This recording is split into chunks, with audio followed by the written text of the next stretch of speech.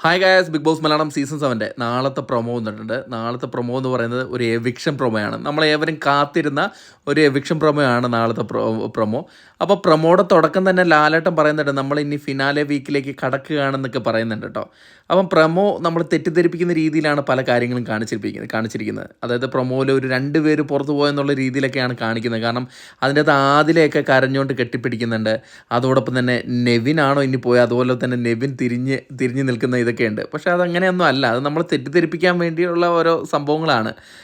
പ്രൊമോയിലൊരു ഏറ്റവും പ്രധാനപ്പെട്ട ഒരു കാര്യം എന്ന് പറഞ്ഞു കഴിഞ്ഞാൽ, പ്രൊമോയിലെ ലാലേട്ടൻ മറ്റേ ഫിനാലെ വീക്കിലേക്ക് കടക്കുകയാണെന്ന് പറയുന്നതിന് ശേഷം നമ്മുടെ ആദില ഒരു കാര്യം പറയുന്നുണ്ട്. സാധാരണ എവിക്ഷനിൽ അക്ബർക്കയോട് കൂടുതൽ ചേർന്ന് നിൽക്കുന്ന ആൾക്കാരാണ് പുറത്തു പോകുന്നതെന്നാണ് ആദില പറയുന്നത്. അതായത് നെവിനെയാണ് ഉദ്ദേശിച്ചത്. പക്ഷേ അതല്ല സംഭവം, നമുക്കറിയാം. അപ്പം നമ്മുടെ ഫൈനൽ വോട്ടിംഗ് റിസൾട്ടിലെല്ലാം ഉണ്ടായിരുന്ന രീതിയിലുള്ള ആൾക്കാർ തന്നെയായിരിക്കും പുറത്തു പോവുക. സാധാരണ അങ്ങനെയാണ്. അപ്പം പ്രൊമോ ഇതാണ്. പ്രൊമോയിൽ ലാസ്റ്റ് നമ്മുടെ നെവിൻ്റെയൊക്കെ ബാക്കാണ് കാണിക്കുന്നത്, തിരിഞ്ഞു പോകുന്നതായിട്ട് കാണിക്കുന്നുണ്ട്. അപ്പോൾ നമ്മൾ വിചാരിക്കും നെവിനൊക്കെ പുറത്ത് പോയോ എന്നൊക്കെ വിചാരിക്കും.